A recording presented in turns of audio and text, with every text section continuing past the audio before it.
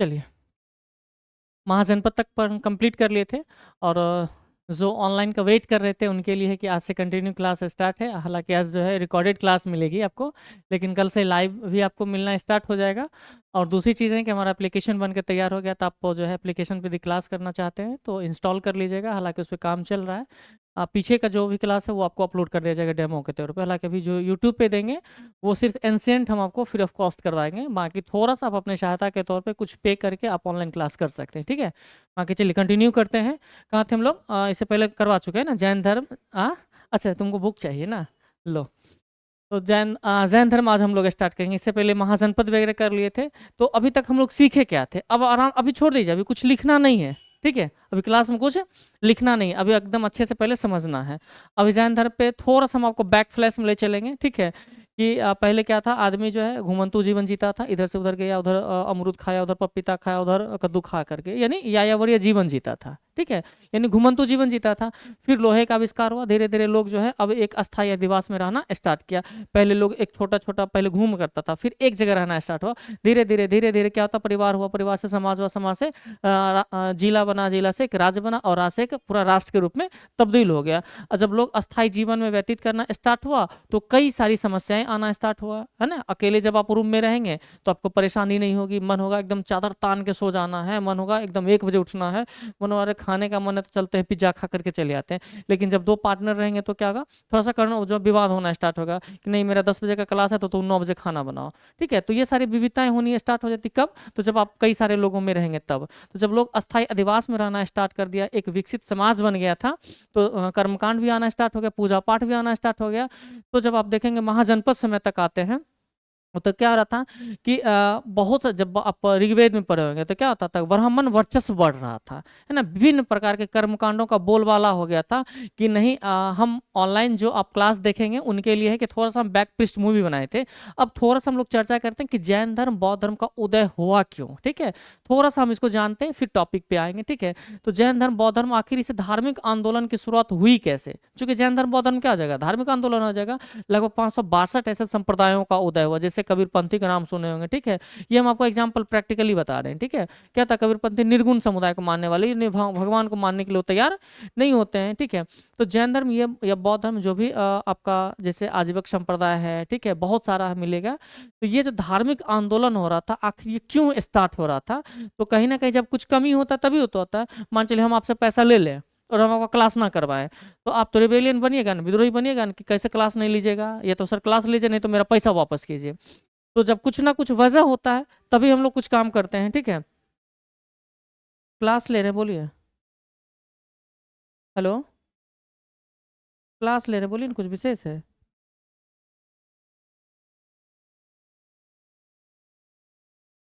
तो ये था। तो उसमें क्या हुआ था, इससे पहले का सामाजिक व्यवस्था जब देखिएगा, धार्मिक व्यवस्था देखिएगा, तो काफी जो है यज्ञों का बोलबाला हो गया था। यज्ञ काफी व्यापक पैमाने पे जा रहा था। ब्राह्मणवादी जो है वो उसका विस्तार हो रहा था, है ना। कहा जा रहा था कि यदि आप ढंग से यज्ञ नहीं करेंगे तो इसके विपरीत परिणाम होंगे, ठीक है। यानी आप बलि नहीं देंगे तो विपरीत परिणाम होंगे। तो बलि से क्या जा रहा था, एक तरफ जब कृषि का आविष्कार हो गया था तो वहां बैल आवश्यक था खेत जुताई के लिए, लेकिन इधर क्या था कि बलि दी जा रही थी, और जब बलि दी जाएगी तो बैलों की संख्या, उसका निगेटिव इम्पैक्ट पड़ेगा। तो आर्थिक दृष्टिकोण से क्षति हो रहा था, लेकिन ब्राह्मणवाद क्या था, बढ़ रहा था। तो कई सारी ऐसे रीजन कारण थे जिससे क्या था कि, और दूसरी बात है कि जब लोहे का आविष्कार हो गया था तो एक नए बुद्धिजीवी वर्ग भी बनना स्टार्ट हो गया था। वो तर्क के आधार पर सोचने लगा था कि क्या भाई वाकई जो है, जैसे आपने उपनिषद पढ़ा, ठीक है, उपनिषद के बारे में, तो लगा वाकई क्या जीवन यही है क्या कि जब तक हम यज्ञ वेदी नहीं लगाएंगे तब तक ढंग के मेरा जो है भगवान मनचाहा वो हमें परिणाम नहीं मिलेगा। तो एक तर्क की कसौटी पे सोचना स्टार्ट कर दिया। जैसे आप कहते हैं ना कि हम पूजा करेंगे, तो पूजा करने का मतलब ये तो नहीं है कि माँ ढिंडोरा पीट करके पूजा करेंगे तभी पूजा होगा, हम जा करके चुपचाप आस्था के साथ पूजा करेंगे ना। तो एक नए वर्ग का उदय हो रहा था, ठीक है, एक नए वर्ग का उदय हो रहा था। वो लग रहा था कि नहीं, ये जो है कर्मकांड है, हम इससे अलग भी अपनी जो है आत्म शांति के लिए हम पूजा कर सकते हैं, हम अपने तरीके से अपना सकते हैं। तो इसी क्रम में लगभग 562 लगभग, हालांकि ये काम का नहीं है, ये 562 जो हम लिखे हैं ये आपके काम का नहीं है, इस पे नहीं जाना है, ठीक है। ये 562 अपने काम का नहीं है, लगभग 567 562 अलग अलग मिलेगा, ठीक है।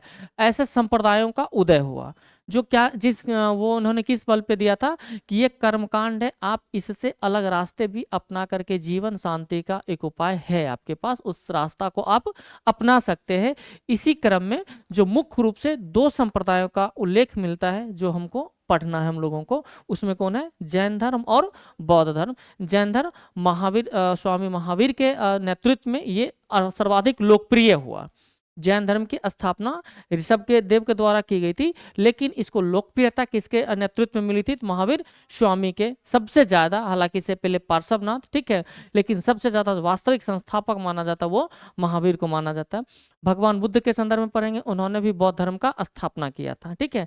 तो हम लोग को सिलेबस में जो है धार्मिक संप्रदायों को मुख्य रूप से डिटेल्स किसके बारे में पढ़ना है? दो संप्रदायों के बारे में पढ़ना है, जैन धर्म और बौद्ध धर्म। अभी तक का जो भी कितना देर का चला क्लास? 5 मिनट का, ये सिर्फ इंट्रो था, ठीक है। अब आते हैं टू द पॉइंट टॉपिक पे, ठीक है, कि जैन धर्म, ठीक है, समझ गए ये जैन धर्म था क्या, इतना समझ लिए। अब आते हैं ये किसके नेतृत्व में स्टार्ट हुआ था? ऋषभ देव, ठीक है। इसका काम क्या हो जाएगा? मुख्य रूप से इतना समझ लीजिए कि जो धार्मिक कर्मकांड बढ़ गया था, यज्ञ करोगे, जब तक नहीं करोगे आत्मा जो है शांति की नहीं होगी, ठीक है, बलि दोगे तब भी होगा, ब्राह्मण को मानोगे तब भी होगा, इन सब चीजों से अलग एक अलग धार्मिक संप्रदाय की शुरुआत हुई, ठीक है, जो कहता है कि भाई कर्मकांड करना ही एकमात्र उपाय नहीं है, आप लोगों का भला कीजिएगा, ठीक है, अन्य लोगों का सम्मान कीजिएगा, जीवों की रक्षा कीजिएगा, इसी में मोक्ष की प्राप्ति है, ठीक है। आप घर में रह करके भी कर सकते हैं, घर से बाहर भी रह के कर सकते हैं, ठीक है। ये नहीं है कि जब तक भैंसा को नहीं मारेंगे तब तक जो है मोक्ष की प्राप्ति नहीं होगी, ऐसा कुछ नहीं है। इसी क्रम में वो लोग पढ़ेंगे किसको? जैन धर्म को पढ़ते हैं। तो जैन धर्म की शुरुआत जो हुई ऐसा माना जाता है, ठीक है, कि ऋषभ देव के द्वारा इसकी स्थापना की गई थी। किसके द्वारा? ऋषभ देव के द्वारा। ऋषभ देव का एक अन्य नाम भी कहा जाता है आदिनाथ, ठीक है। इसके संदर्भ में कहा जाता है कि ये ऋषभ देव वही थे जिन्हें जिन्हें हड़प्पा काल में पूजा जाता था। आदि योगी अनाथनाथ का भी मूर्ति संबंध आपने पढ़ा होगा हड़प्पा में, ठीक है। तो कहते हैं कि ये ऋषभ देव कोई और नहीं है, ये ऋषभ देव कौन है? कि जिनके हड़प्पा काल में पूजा की जाती थी, ठीक है। तो उन्हीं का ये इतिहास है, विवादित है, हम लोगों को विवादित में चीजें में नहीं फंसना है, जो अपने काम का है, ठीक है। तो जैन धर्म की स्थापना जो हुई थी किसके समय में हुई थी? किसके द्वारा? ऋषभ देव के द्वारा। अब पहला लाइन ही आपको पकड़ कर परेशान करेगा, एकदम नचाने वाला है, क्या है? तीर्थंकर। क्या हो जाएगा? तीर्थंकर। अब यहाँ आपको 4-5 वर्डों से सामना करना पड़ेगा, ठीक है। तो पहले ऐसा करते हैं कि हम लोग बेसिक चीज को समझ लेते हैं कि तीर्थंकर क्या होता है, जिन क्या होता है, मोक्ष क्या होता है, ठीक है, कैवल्य क्या होता है। इन सब चीजों को पहले हम समझ लेते हैं, बेसिक चीज है, ठीक है।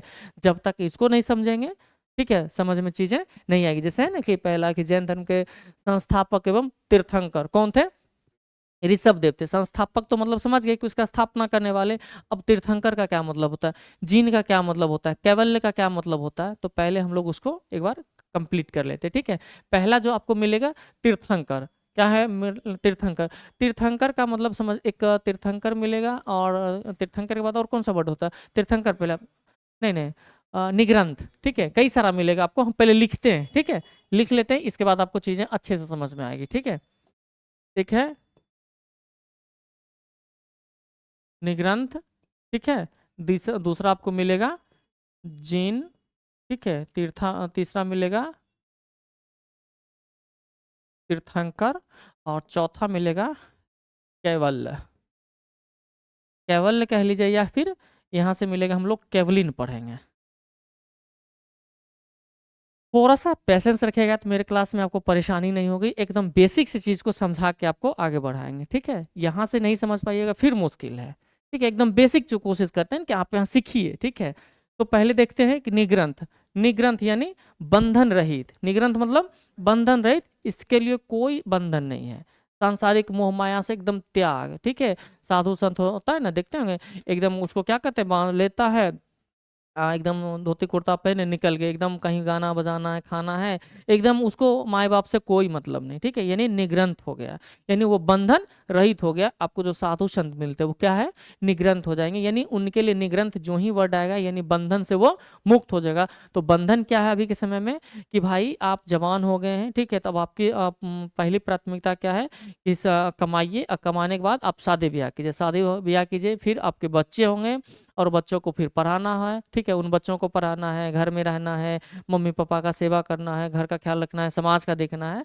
तो ये साधु संत करते हैं? नहीं करते, वो निग्रंथ यानी बंधन रहित, ठीक है, निग्रंथ का मैटर कंप्लीट। अब आते हैं जिन। ये कहते हैं कि जिन्होंने अपने ज्ञान इंद्रियों पे नियंत्रण पा लिया, ठीक है, ज्ञान इंद्रियों पे नियंत्रण पा लिया, मेरा मन करता पकड़ दे दिल लपड़ याद है, ठीक है, यानी क्या, हमारा ज्ञान इंद्रिय हाथ है, सामने में देखा एकदम मस्त चिकन बन रहा तो मन करता काश थोड़ा मिल जाता, पकड़ के लेग पीस दबा देते, ठीक है, उधर से विस्की दिख रहा थोड़ा सा ले लेते, ठीक है।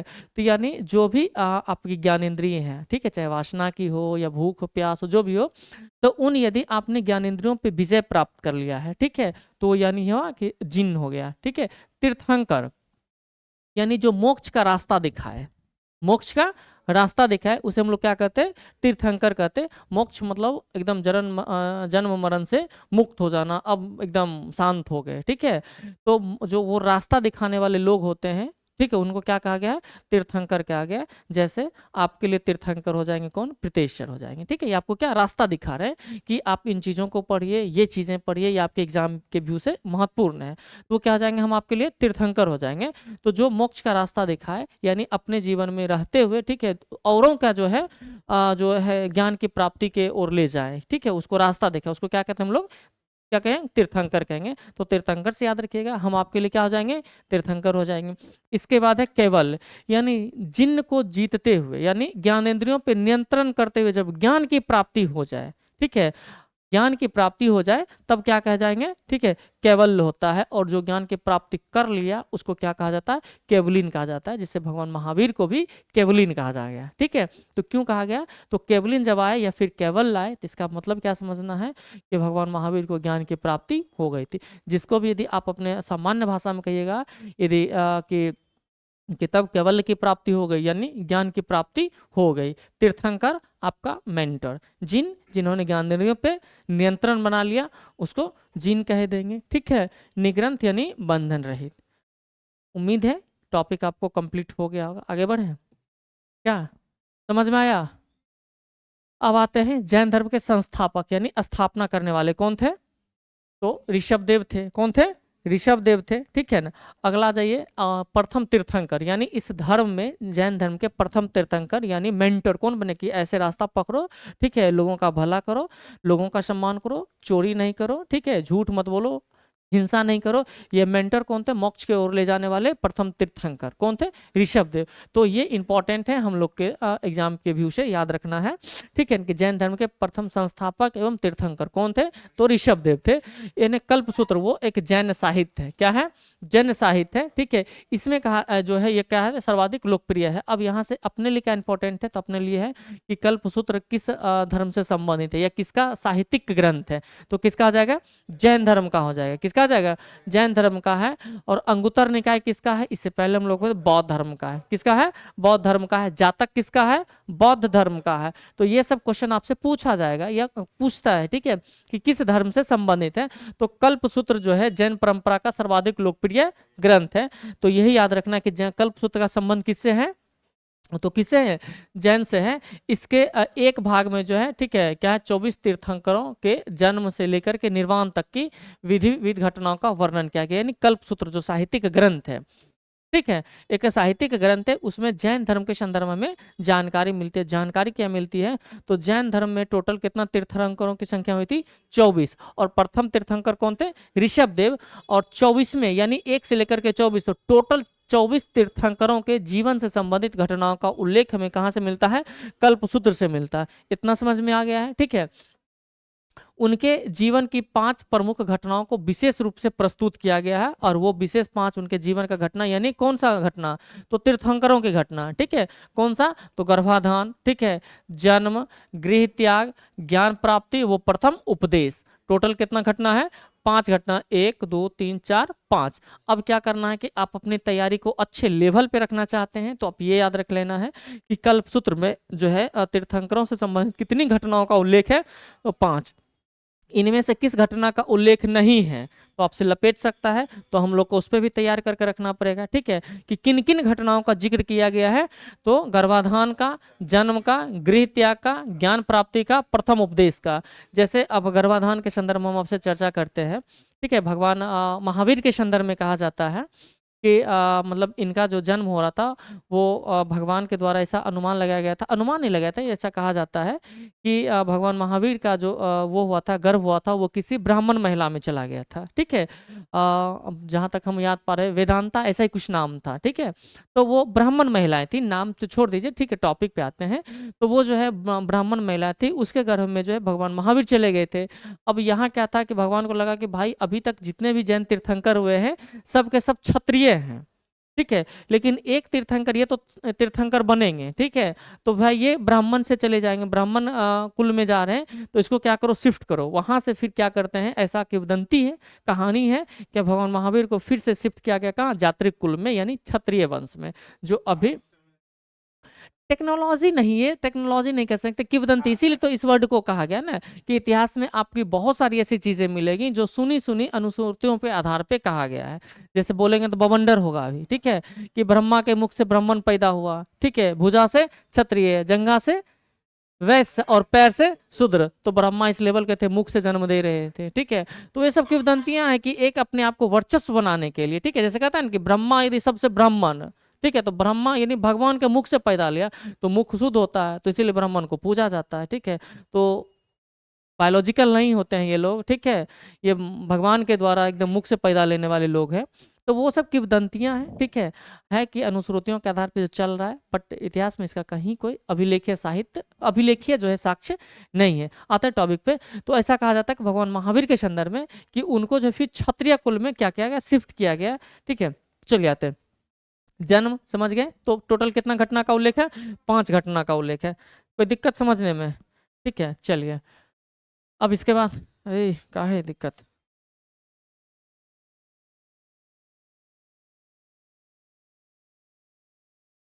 चलिए ठीक है, अब ये क्या है कि जैन धर्म के यहाँ तक तो समझ में, इस टॉपिक तक तो कोई दिक्कत नहीं, कोई दिक्कत है? अब जैन धर्म के 23वें तीर्थंकर पार्श्वनाथ थे। ठीक है, इसको याद कर लेना कि 23वें तीर्थंकर कौन हो जाएंगे, पार्श्वनाथ। ये वही पार्श्वनाथ है जो जो है आप चलिए, इनका जो है संबंध कहाँ से जाएगा आपका, काशी महाजनपद। ठीक है, काशी महाजनपद, जिनकी राजधानी कहाँ थी, बनारस। ठीक है, तो ये इनके पिता का नाम जो था वो अशुसेन था। ठीक है, नाम याद नहीं रखना है, इतना काम करना है कि जैन धर्म के 23वें तीर्थंकर कौन थे, पार्श्वनाथ थे, और इनका संबंध किस महाजनपद से, काशी महाजनपद से था। और इनके पिता कौन थे, अश्वसेन, जो वहाँ के जो है शासक थे, यानी राजा थे। यदि आपसे क्वेश्चन पूछे, ठीक है, कि किस जैन धर्म के कौन से तीर्थंकर का संबंध जो है काशी महाजनपद से रहा है, तो किससे है, 23वें यानी पार्श्वनाथ का। ठीक है, इन्होंने 30 वर्ष की अवस्था में संन्यास जीवन को स्वीकार कर लिया। ये 30 वर्ष के में किए कि 40 वर्ष के, ये अपने काम का नहीं है, इसको स्किप करते हैं। जो भी टॉपिक आपको याद करना है, ठीक है, जिस लाइन पे हम लोग को नजर बना कर रखना है, ठीक है, उसको देखेंगे। बाकी की जो चीजें स्किप करने वाली देखें उसको स्किप करेंगे। तीर्थंकर का क्या मतलब है, आपको मोक्ष की प्राप्ति करना, यानी सही रास्ता दिखाना। तो आपके लिए अभी हम क्या है, तीर्थंकर हैं कि ठीक है, सही रास्ता कौन सा पकड़ना है। ठीक है, आइए टॉपिक पे आइए। इनके द्वारा जो दी गई शिक्षा है, हिंसा ना करना। अब यहां से क्वेश्चन पूछता है, यहां से क्वेश्चन पूछता है कि पार्श्वनाथ के द्वारा जो 5 महावर्त जोड़ा गया था, अब ये महावर्त का क्या काम है, तो वो शिक्षा दिए थे कि भाई देखो, जीवन को सच्चे तरीके से जीवन जीना है, शांतिपूर्वक जीना है। ठीक है, मोक्ष की प्राप्ति करना है शांति से। ठीक है, तो लोगों का भला करो, किसी के साथ ज्यादती ना करो। ठीक है, झूठ मत बोलो, किसी के साथ मतलब हिंसा ना करो, चाकू नहीं घोंपना है। ठीक है, धन लेकर के जा करके जमा नहीं करना है। ठीक है, इन सब चीजों को नहीं करना है। तो वो चीजें कौन कौन सा था, हिंसा ना करना, ठीक है, सदा सत्य बोलो, ठीक है, जय हरि राम, चोरी ना करना तथा संपत्ति ना रखना। ये बोले थे कि यदि जीवन में मोक्ष की प्राप्ति करनी है, ठीक है, तो अच्छे शांति से रहना है, तो आपको इन सब चीजों को फॉलो करना है। तो इन्होंने 4 महावर्त दिए थे, कौन, पार्श्वनाथ के द्वारा। किसके द्वारा दिया गया था, पार्श्वनाथ के द्वारा। अब यहां से आपसे क्वेश्चन क्या पूछा जाएगा कि जैन धर्म के जो 5 महावर्त हैं, टोटल कितना महत्व है, 5 महावर्त। 5 महावर्त में 4 महावर्त, वो 4 महावर्त कौन है, अहिंसा, ठीक है, सदा सत्य बोलना, चोरी ना करना संपत्ति ना रखना, ये 4 पार्श्वनाथ के द्वारा जोड़ा गया था। एक जोड़ा गया था ब्रह्मचर्य। कौन सा? ब्रह्मचर्य। ब्रह्मचर्य किसके द्वारा जोड़ा गया था? भगवान महावीर के द्वारा जोड़ा गया था। तो टोटल 5 महाव्रत, 5 महाव्रत में 4 पार्श्वनाथ के द्वारा और एक किसके द्वारा? महावीर के द्वारा जोड़ा गया था। तो क्वेश्चन यहीं से आपसे लपेटता जाता है, ठीक है, कि कौन सा महाव्रत जो है भगवान महावीर के द्वारा जोड़ा गया, तो कौन सा जाएगा? ब्रह्मचर्य जोड़ा जाएगा, ठीक है। अब आपको दे देगा 4 ऑप्शन दे दिया, ठीक है, इनमें से कौन सा जो है पार्श्वनाथ के द्वारा जोड़ा गया, तो आपको तो 4 याद रखना है। कौन सा जो है पार्श्वनाथ के द्वारा नहीं जोड़ा गया, तो ब्रह्मचर्य को नहीं जोड़ा गया था। तो ब्रह्मचर्य को जोड़ा गया किसके द्वारा? महावीर के द्वारा। तो ये 5 महाव्रत हैं जो जीवन के लिए इन्होंने मोक्ष की प्राप्ति के लिए एक आवश्यक बताया था। लेकिन अभी के समय में बताइए संभव है? झूठ नहीं बोलेगा जीवन ही नहीं चलेगा, चाकू नहीं भोंकेगा जीवन ही नहीं चलेगा, संपत्ति को जमा नहीं करेगा जीवन ही नहीं चलेगा। यानी भले प्राचीन काल में भगवान बुद्ध, भगवान महावीर के लिए, सॉरी महावीर कहते हैं, पार्श्वनाथ के लिए ये कहते होंगे कि नहीं, जीवन जीने के लिए जो है आपको इन सब चीज़ों का त्याग करना है। लेकिन अभी के समय में, ठीक है, यदि आदमी से ये 5 चीज़ निकाल लिया जाए तो उसका कहने की किडनी जो है, फेफड़ा, गुर्दा, ठीक है, सब निकल जाएगा, उसका जीवन ही नहीं चल पाएगा। झूठ नहीं बोलेगा जीवन ही नहीं चलेगा, चाकू नहीं घोंपेगा, चाकू घोंपने का क्या मतलब? अहिंसा, यानी किसी को मार लपड़ जाएगा, थपड़ जाएगा। नेताबाजी देखे, नेता नहीं मारेगा पीटेगा, नेता पहुंच पाएगा? नहीं बनेगा। अभी तक ऐसा सुने कि किसी को क्रिमिनल ना केस हो? तो अभी के जीवन के लिए आवश्यक है ये 5, ठीक है, ये अभी के लिए आवश्यक है। जब तक ये नहीं करेगा जीवन नहीं चल पाएगा, ठीक है। लेकिन उस समय था, ये आवश्यक था कि इसको अवॉइड कीजिए, लेकिन अभी है इसको आत्मसात कीजिए। वास्तविकता से मेरा कोई संबंध नहीं, ठीक है, समझ गए ना? चलिए, महावीर स्वामी जैन धर्म के 24वें एवं अंतिम तीर्थंकर हुए, ठीक है। तो जैन धर्म के अंतिम तीर्थंकर कौन हो जाएंगे? भगवान महावीर हो जाएंगे, ठीक है। महावीर का जन्म कब हुआ था? 540 ईसा पूर्व में हुआ था। समझ रहे हैं, यहाँ उल्टा खोपड़ी चल रहा था अभी तक, ईसा पूर्व यानी BC, ठीक है।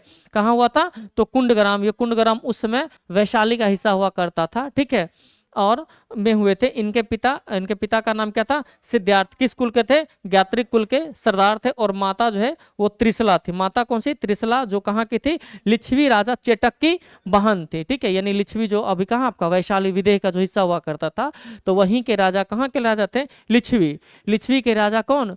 चेटक। लिच्छवी के राजा चेटक, यानी चेटक महावीर के कौन से थे? मामा जी। कौन थे? मामे जी हुए ना, बहन थी ना, तो मामा जी हुआ, ठीक है। तो चेटक और महावीर में कौन सा संबंध? मामा जी का, मामा भगना का संबंध था, ठीक है। तो ध्यान रखना है कि जो है महावीर का जन्म कहाँ हो जाएगा आपका? वैशाली में हो जाएगा, ठीक है। इनके पिता कौन थे? सिद्धार्थ। और किस कुल के थे? यात्रिक कुल के। यानी सिद्धार्थ और चेटक में कौन सा संबंध? साला बहनोई का। और सिद्धार्थ चेटक में क्या जाएगा? साला बहनोई का संबंध, ठीक है। और महावीर के साथ चेटक का मामा भगना का, ठीक है। हालांकि ये संबंध पूछने वाला है नहीं, ठीक है, कि मामा था कि बहनोई था कि साला था कि जीजा था, ठीक है, ये काम का अपना नहीं है। हाँ हो, चलिए आते हैं।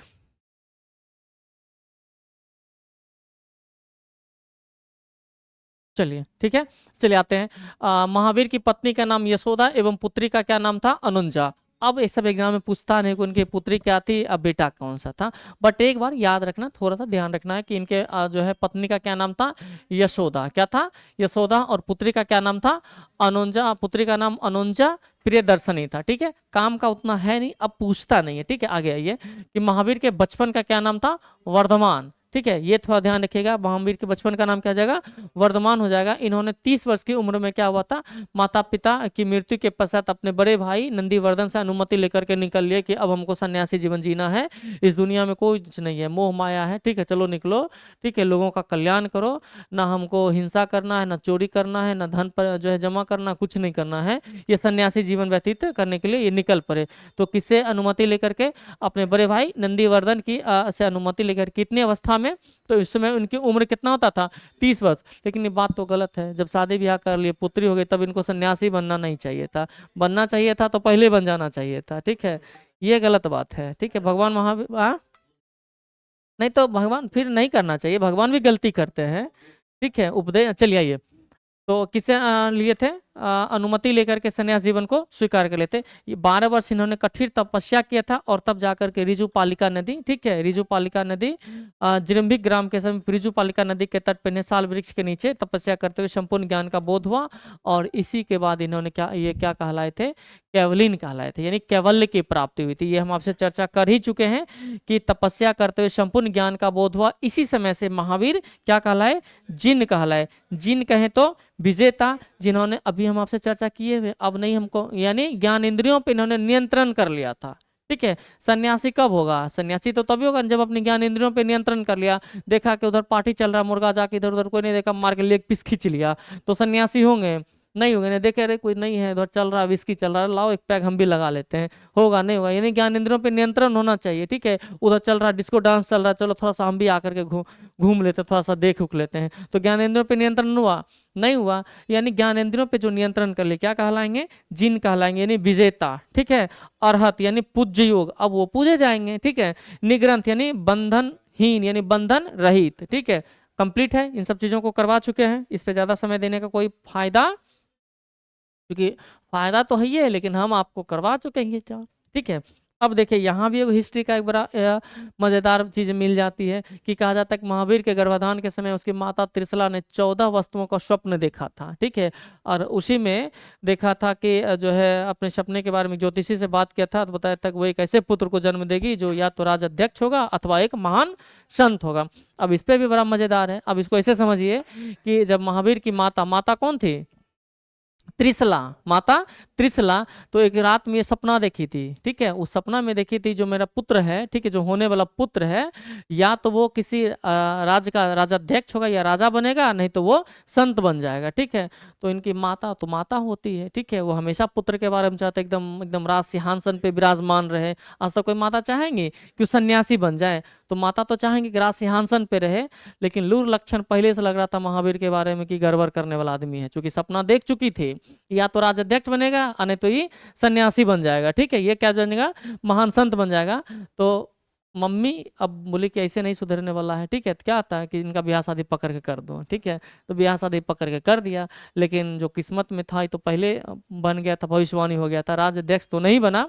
लेकिन ब्याह शादी करने के बाद कुछ दिन गृहस्थ जीवन बिताने के बाद भी ये क्या कर लिए, गृह त्याग कर लिए, सन्यासी बन गए, ठीक है। तो ये ऐसा कहा जाता है, ये किंवदंतियां हैं, ठीक है। हालांकि इसका कोई अभी जो है प्रमाणिक साक्ष्य नहीं मिलता, लेकिन ऐसा कहा जाता है। अभी भी समय में देखें, जो बेटा दारू पियक्कर होगा, ठीक है, तो क्या करता है मम्मा कि शादी पकड़ दो, बेचारी उसमें लड़की शहीद हो जाती है, ठीक है। अब बेटा ना कमाए तो ब्याह ना कराओ, सीधी सी बात है। लेकिन मम्मी क्या कहती है, अपना बेटा को सुरक्षित रखने के लिए, बेटा बहके नहीं, मरे नहीं, इन्होंने तो जा करके तनी दहेज ले लिया 2-4-5 लाख और शादी करवा दिया, जबकि ये होना नहीं चाहिए। बेटा बिगड़ा है तो बेटा बिगड़ने दो, उसको छोड़ दो, ठीक है। लड़की का भविष्य क्यों आप खराब कर रहे हैं? तो उसको लगता है कि वो आएगी ना तो सुधार देगी, आप नहीं सुधार पाए तो लड़की आके क्या सुधार देगी। और बेचारी अपनी आती है कि उम्मीद करके जाएंगे, लिपस्टिक खरीदवाएंगे, ठीक है, नेल पॉलिश खरीदवाएंगे। अब बेचारी का उम्मीद अपने अलग रह जाता है, ठीक है, उम्मीद पे पानी फिर गया, ठीक है। आई बेचारा पियक्कर का पियक्करे रह गया, उन्हें आया तलवा लाते लाते खाना लाओ, अब मार डक्ची इधर से उधर हो रहा है, ठीक है। तो मम्मी होती है, ठीक है, और उसमें फंस गई है कौन, यशोदा माता भी फंस गई थी, ठीक है। यशोदा माता भी अपने सासे के चक्कर में फंस गई हैं, ठीक है। जब पता था या तो राज्याध्यक्ष बनेगा ना तो महान संत बनेगा, तो पहले पूछ लेते क्या बनेगा तुम, राज्याध्यक्ष बनना है कि महान संत बनना है। संत बनेगा तो ब्याह नहीं करवाएंगे, लेकिन माँ तो माँ है। चलिए आगे बढ़ते हैं, क्या विचार है, माँ को रहने दीजिए आगे। चलिए अगला आते हैं।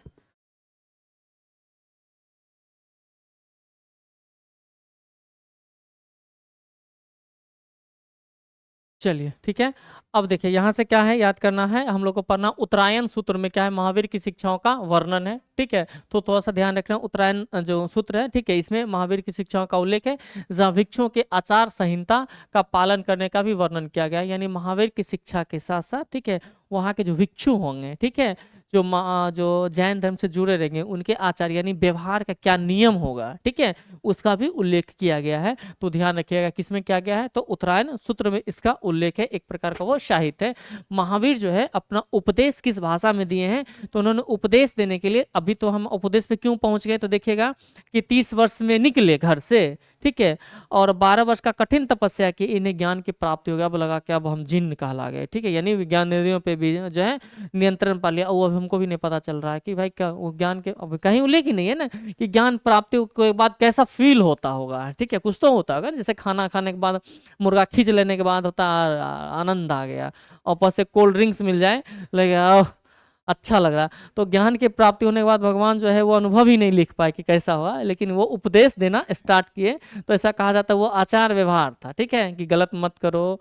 लेकिन अभी ज्ञान महावीर रहते तो भी महावीर स्वामी जो है वो कहीं पतली गली से निकल लेते, बोले ना ना हमको नहीं देखना ये सब अलग रास्ता पकड़े हुए है। चलिए आइए, तो इन्होंने उपदेश जो दिया था किस भाषा में दिया था? प्राकृत भाषा में दिया था। किस भाषा में? प्राकृत भाषा में। प्राकृत को क्या कहा गया? अर्ध मागधी कहा गया। कौन सा? अर्ध मागधी में। और बहुत इंपॉर्टेंट है ये, ठीक है, कि महावीर किस भाषा में उपदेश दिया था? प्राकृत भाषा में दिया था। जबकि महावीर भगवान बुद्ध के बारे में पढ़ेंगे तो उन्होंने किस भाषा में दिया था? पाली में दिया था। किस भाषा में? पाली भाषा में दिया था। दोनों याद रखिएगा, बहुत इंपॉर्टेंट है, ठीक है। ये बौआ फुसलाने वाला क्वेश्चन मिलेगा कि महावीर ने किस भाषा में ये उपदेश दिए थे? प्राकृत। बुद्ध किस में दिए? पाली। और आप उलट जाइएगा तो माली लेकर के फूल लेकर निकल ले, आप एक नंबर में उलटते पुलटते रह जाइए, ठीक है। अब यहाँ जो होता है कि लोकप्रियता में एक वजह यह भी है कि पाली जो है सामान्य लोगों की भाषा थी, सामान्य लोगों की, हम जैसे गरीबों के लिए एकदम ना, मिडिल क्लास के लिए, ठीक है। अभी जैसे है, अब मिल जाए कोई क्लास में, hi hello how are you and fine and you what are you doing, ठीक है, स्टार्ट कर दे तो मन करेगा कि जूता खोलें, दिल लपड़िया दें, ठीक है। अब क्या हाल हो रे? ठीक है, ठीक है, तो खूब बनेगी दोस्ती, बात होगा ना। और ठीक है बा, तो अपना बताओ, ठीक हो ना, तो ये ज़्यादा मज़ेदार चलेगा। अब बीच में आ जाएगा कोई अंग्रेज, how how are you and fine and you and, तो क्या होगा? चिड़ होगा ना। यानी सामान्य लोगों की भाषा नहीं थी। सामान्य लोगों की भाषा कौन सी थी? पाली थी। तो ये ज़्यादा व्यापक हुआ ना। आप हिंदी में बोलेंगे तो लोग ज़्यादा कम्युनिकेट कर पाएंगे ना, लोगों से ज़्यादा मिलेंगे। लेकिन इंग्लिश बोलेंगे तो कम ही लोग तक रहेंगे, सीमित लोगों तक रहेंगे, जो इंटेलेक्चुअल वर्ग हैं, जो कुलीन वर्ग है, वहीं तक सीमित रहेंगे ना। तो बौद्ध धर्म जो है ज़्यादा लोकप्रिय हुआ, इसका एक रीज़न, पूरा रीज़न नहीं, एक रीज़न एक ये भी माना जाता है कि उन्होंने उपदेश के लिए किस भाषा का इस्तेमाल किया?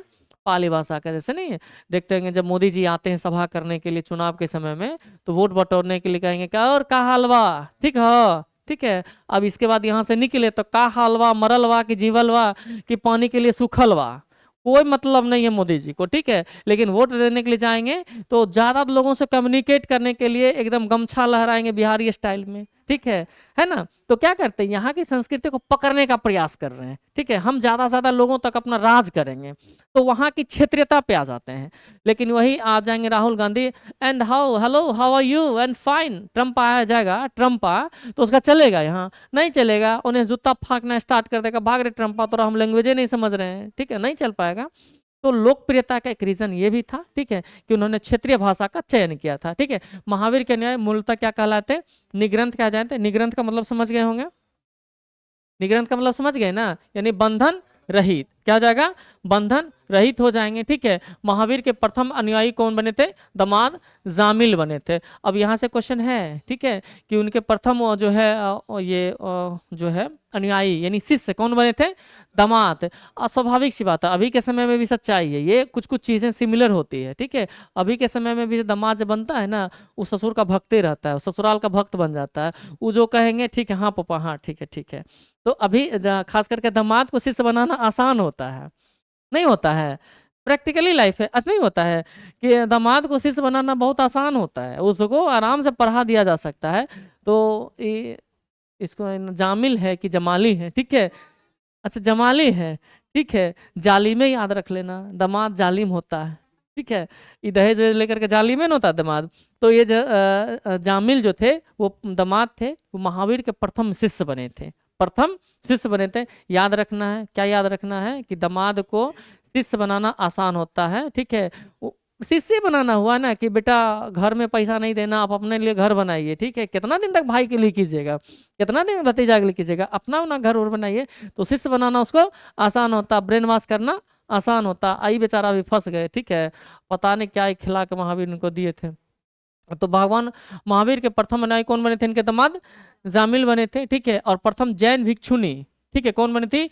दधिवाहन की पुत्री चंपा, यानी जो है दधिवाहन नरेश जो है नरेश दधिवाहन की पुत्री चंपा बनी थी। अब यहाँ से दो क्वेश्चन है आपके लिए, ठीक है। एक तो प्रथम जैन भिक्षुनी, भिक्षुनी का क्या मतलब होता है, भिक्षु, जो अनुयायी बनी थी। तो लड़की में पहले कौन बनी थी, चंपा बनी थी, ठीक है। और पुरुष में कौन बना था, दामाद बना था, है ना। और जब ये आपसे क्वेश्चन ये पूछे कि जैन भिक्षुनी का जो है संघ का प्रधान, ठीक है, जैन भिक्षुनी संघ का प्रधान कौन बनी थी, तो चंदना बनी थी। यहाँ नहीं है बट आपको क्या करना, ऐड कर लेना बुक में, ठीक है। क्या है, चंदना। तो चंदना के बारे में क्या याद रखना है कि जैन भिक्षुनी, अरे संघ बना ना, प्रथम जो जैन भिक्षुनी बनी कौन, चंपा, तो चंपा बनी। अब उसके जैसे से कई सारी महिलाएं जाएगी, तब उसका एक संघ बनेगा, ठीक है। तो उस संघ का जो प्रधान कौन बनी थी, तो चंदना बनी थी। लेकिन पहली महिला कौन बनी थी, चंपा बनी थी, ठीक है। वही चंपा महाजनपद में पढ़े हैं, कुछ याद है चंपा के बारे में, अंग प्रदेश की राजधानी कहाँ थी, चंपा। बताओ, इतना बताएंगे हैं?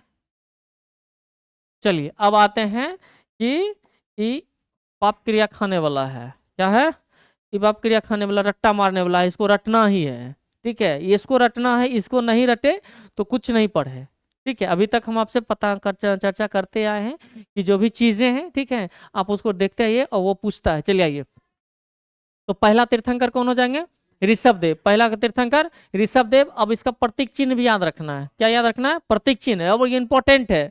ऋषभदेव प्रथम जैन प्रथम तीर्थंकर कौन, ऋषभदेव, प्रथम जैन तीर्थंकर ऋषभदेव है, ठीक है। और जो है इनका प्रतीक चिन्ह क्या हो जाएगा, सांड हो जाएगा। दूसरा कौन सा था, अजितनाथ, दूसरा कौन है, अजितनाथ।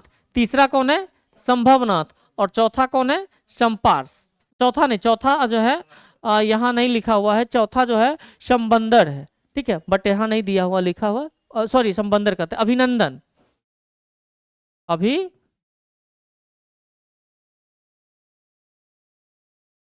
ठीक है। चलिए इस पे आइए, तो अब हम लोग को याद क्या करना है, तीन चीजें याद रखनी है, ठीक है। प्रथम जैन तीर्थंकर कौन है, ऋषभदेव, प्रतीक चिन्ह क्या आ जाएंगे, सांड हो जाएंगे, ठीक है।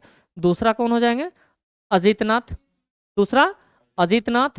तीसरा संभवनाथ, अजितनाथ का प्रतीक चिन्ह हाथी, और संभवनाथ का तीसरा घोड़ा। अब इसको याद नहीं रहेगा तो आप ऐसे याद रखते हैं ना, एगो गाना सुना, गणेश महोत्सव में हाथी घोड़ा पाल की जय कन्हैया लाल की, तो कन्हा कंफ्यूजन होगा, तो पहले याद रखना है क्या, हाथी। तो हाथी किसका, अजितनाथ का, हाथी किसका, अजितनाथ का आता, तो हाथी घोड़ा पाल की या जय कन्हैया लाल की, ठीक है। तो दूसरा का कौन हो जाएंगे, अजितनाथ, और इसका प्रतीक चिन्ह क्या आ जाएगा, हाथी, ठीक है। संभवनाथ का क्या आ जाएगा, घोड़ा, ठीक है। अब आते हैं कुछ इधर है, अरनाथ, इसको छोड़ दीजिए, ठीक है। इसके बाद एक और आता है, नेमीनाथ नहीं दिया हुआ है, चलिए नामी है लिखा हुआ, अरिष्ठेनेमी, 22वां को याद रख लेना है, ठीक है। अरिष्ठेनेमी क्या जाएगा, इसका संघ प्रतीक चिन्ह क्या जाएगा, शंख, क्या जाएगा, शंख हो जाएगा। पार्स यानी पार्श्वनाथ, इसका प्रतीक चिन्ह क्या जाएगा, सर्प हो जाएगा।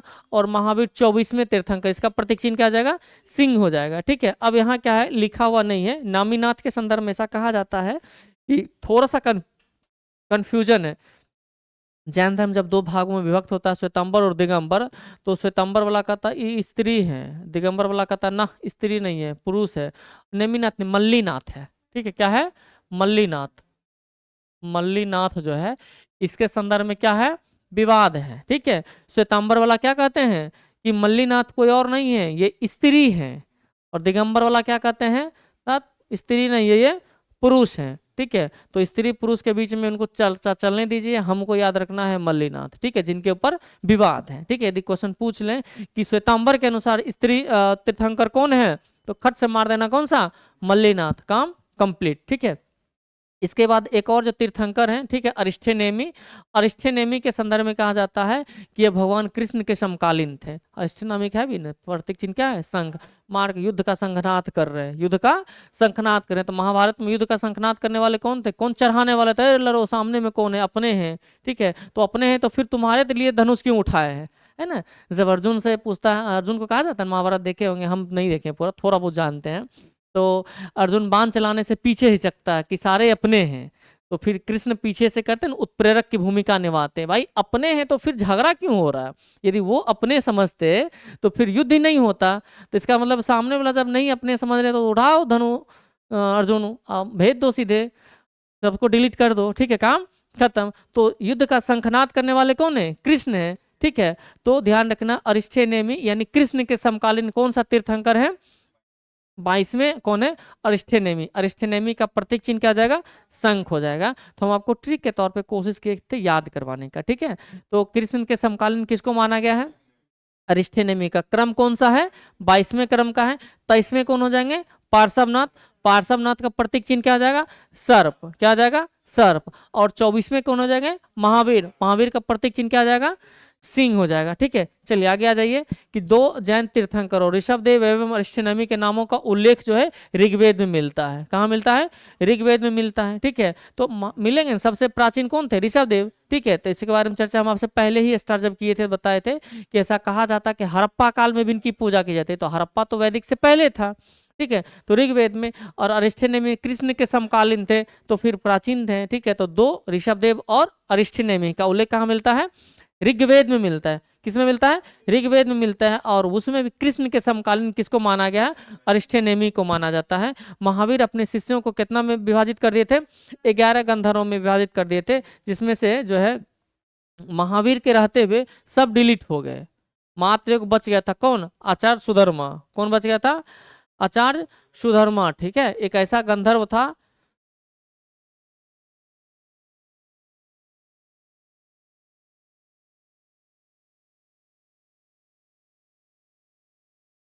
चलिए ठीक है, आते हैं। क्या हो जाएगा आपका कि आर्य सुधर्मा अकेला ऐसा गंधर्व था जो महावीर की मृत्यु के बाद भी जीवित रहा था और जैन धर्म का प्रथम थेरा या मुख्य उपदेशक हुआ था। अब इसमें अपने को क्या रटना है? तो एक वर्ड आ गया थेरा। थेरा यानी जो उपदेश देता है, जैन धर्म उसको क्या कहा गया? थेरा कहा गया। क्या कहा गया? थेरा कहा गया है, ठीक है। तो जो महावीर के समय जो 11 गंधर्व जो थे, ठीक है, तो उसमें से महावीर के रहते हुए सब धीरे धीरे धीरे धीरे करके अलविदा कहते चले गए। एकमात्र बचे थे कौन? आचार्य सुधर्मा, जो महावीर की मृत्यु के बाद भी रहे थे, ठीक है। महावीर है ना लिखा हुआ कि जीवित रहा था महावीर की मृत्यु के बाद भी। और यही जब महावीर की मृत्यु हुई थी इसके बाद ये क्या बने थे? जो जैन धर्म का थेरा बने थे। थेरा का मतलब क्या है? जो उपदेश देने वाले, यानी महावीर के द्वारा जो शिक्षाएं दी जाती थी उस काम को कंटिन्यू करने वाले कौन बने थे? आर्य सुधर्मा बने थे, ठीक है। स्वामी महावीर ने भिक्षुनी संघ जो भिक्षुनी संघ की प्रधान कौन थी? चंदना। ऑलरेडी हम आपसे चर्चा कर चुके हैं, इस पे समय देने का कोई है नहीं है। 300 ईसा पूर्व में मगध में 12 वर्षों का भीषण अकाल पड़ा। अब यहाँ कहते हैं कि महावीर जो है ये सभी चीजें अच्छी तरीके से चल रही थी, ठीक है। उसमें से एक हमारे मिलेंगे, ठीक है, चंद्रगुप्त मौर्य वाले। कौन मिलेंगे? चंद्रगुप्त मौर्य। ऐसा कहा जाता है कि वो जैन धर्म के संपोषक थे, ठीक है, ऐसा कहा जाता है, ठीक है। तो महावीर चंद्रगुप्त मौर्य जो है था, उनको लगता है कि हम तो राजपाट बहुत कर लिए, ठीक है, अब छोड़ो, ठीक है, निकलते हैं, बेटा को राज सिंहासन छोड़ते हैं, ठीक है, और हम अपने सन्यासी जीवन के लिए चले जाते हैं। तो लगभग 300 ईसा पूर्व के आसपास क्या होता है? मगध में जो है भीषण अकाल पड़ता है और ये बुढ़िया बिस्तर समझते हैं, बोले बेटा तुम अपना राजपाट देखो और हम चले, ठीक है। तो वो यहाँ के एक संत थे, कौन? भद्रबाहु। किसके? भद्रबाहु। और ये भद्रबाहु के साथ क्या करते हैं? निकल जाते हैं झोला झमटा लिए, ठीक है। और भद्रबाहु उस समय क्या थे? जैन धर्म के वो संत थे। झोला झमटा लिए और वो निकल लिए कहाँ? दक्षिण की तरफ, यानी कर्नाटक की तरफ वो चले गए थे सन्यासी जीवन व्यतीत करने के लिए। अकाल जब समाप्त हुआ था और उसी क्रम में क्या हुआ था कि कर्नाटक के ही सरवनबेलगोवा में कर्नाटक के सरवनबेलगोवा में चंद्रगुप्त मौर्य दुनिया को अलविदा कह गए थे, यानी उनकी मृत्यु हो गई थी संलेखना विधि से। किस विधि से? भद्रबाहु के साथ चंद्रगुप्त मौर्य जो थे, ठीक है, चंद्रगुप्त मौर्य, ठीक है। तो चंद्रगुप्त मौर्य जो है भद्रबाहु के साथ चले गए थे और वहां जो संलेखना विधि से, कौन सा? संलेखना विधि, यानी जो है अन्न जल ग्रहण वो नहीं किए, यानी भूखे रह करके वो अपने जीवन को त्याग दिए थे। उनका मानना था कि जब वो 12 वर्षों का काल भीषण चल रहा तो हम कैसे खाएं, ठीक है। तो वो संलेखना विधि से क्या के जीवन का त्याग दिए। जब चंद्रगुप्त मौर्य मर गए तो दिगंबर बोला भाई साहब राजा मर गए तो अब हम क्या अकेले करेंगे, हमको कौन पूछने वाला है। तो फिर बोलो चलो मगध की ओर, चलो चलो चलो मगध आए। तो जब आए तो दूसरा महोत्सव तैयार थे, स्थूलभद्र बोले अब कहाँ, जब विकट परिस्थिति था तो आप भाग लिए थे, अब आइएगा महंत बनने के लिए संभव ही नहीं है। तो भाई लगा कि ऐसे कैसे हो जाएगा, तो स्थूल भद्र और भद्रबाहु में दोनों में होगा विवाद। तो जैन धर्म को लेकर के हो गया विवाद, तो अब वो दो शाखा में विभाजित हो गया, ठीक है, होगा ना। अब राजा के साथ कोई जा रहा है तो उसका ज्यादा प्रभुत्व होगा ना, वो लगेगा कि अपने आप को शहंशाह समझेगा। लेकिन वो बेचारा 12 साल इधर रहा तो ये अपना राज स्टार्ट कर दिए थे। स्थूल भद्र बोले ना, जब वापस है अब तुम्हारा थोड़े होगा, तो अब नहीं होगा तो दोनों में हो जाएगा मतभेद। जब मतभेद हुआ, बोला कि तुम अपना हम अपना। जो जैन धर्म किस भाग में, कितना भाग में विभाजित हो गया था, दो भाग में, श्वेतांबर और दिगंबर, श्वेतांबर और दिगंबर। स्व से श्वेतांबर, स्थूल भद्र, स्व से श्वेतांबर, स्थूल भद्र, और दो से दिगंबर, ये भद्रवाह। तो यानी जो श्वेतांबर संप्रदाय की स्थापना हुई थी वो किसके द्वारा की गई थी, स्थूल भद्र के द्वारा। किसके द्वारा, स्थूल भद्र के द्वारा। और दिगंबर संप्रदाय की जो स्थापना हुई वो किसके द्वारा, भद्रबाहु के द्वारा। थोड़ा सा दोनों में बेसिक अंतर है। अब एक लाइन में उसको समझ लीजिए कि श्वेतांबर बोलता था ये श्वेत वस्त्र धारण करता था, श्वेतांबर श्वेत वस्त्र धारण करता था, ठीक है। दिगंबर नग्न अवस्था में रहने वाले थे, ठीक है। तो इनका था कि जो है मोक्ष की प्राप्ति, ठीक है, सन्यासी जीवन, वो दिगंबर नग्न अवस्था में, और श्वेतांबर श्वेत वस्त्र धारण करते थे। अब जो है यहाँ जो है श्वेतांबर में यहाँ महिलाओं को भी जो है केवल प्राप्त की आज़ादी थी, इन चूंकि वस्त्र पहनते थे। और इधर दिगंबर में इनको लगता था कि महिलाएं जो मोक्ष की प्राप्ति नहीं कर सकती। मोटा मोटी अंतर इतना समझ लीजिए। आगे आते हैं। भद्रबाहु के वापस लौटने पर मगध के साधुओं से उनका गहरा मतभेद हो गया, जिसके परिणाम स्वरूप जैन मत श्वेतांबर एवं दिगंबर नामक दो संप्रदायों में बट गया था। स्थूल भद्र के शिष्य क्या कहलाए थे, श्वेतांबर यानी श्वेत वस्त्र धारण करने वाले, एवं भद्रबाहु के शिष्य क्या कहलाए थे, दिगंबर। ठीक है, आज का क्लास इतना ही, ठीक है। बाकी का फिर थोड़ा सा जो टॉपिक बच रहा है उसको हम लोग कल कंप्लीट कर लेंगे, ठीक है। और जो ऑनलाइन जुड़े हैं कल से 1 बजे आप तैयार रहिएगा, ठीक है। और अच्छा लगेगा क्लास तो समझ ही रहे होंगे, ठीक है। इतना इतना आप समझदार हैं, ठीक है। बाकी मिलते हैं कल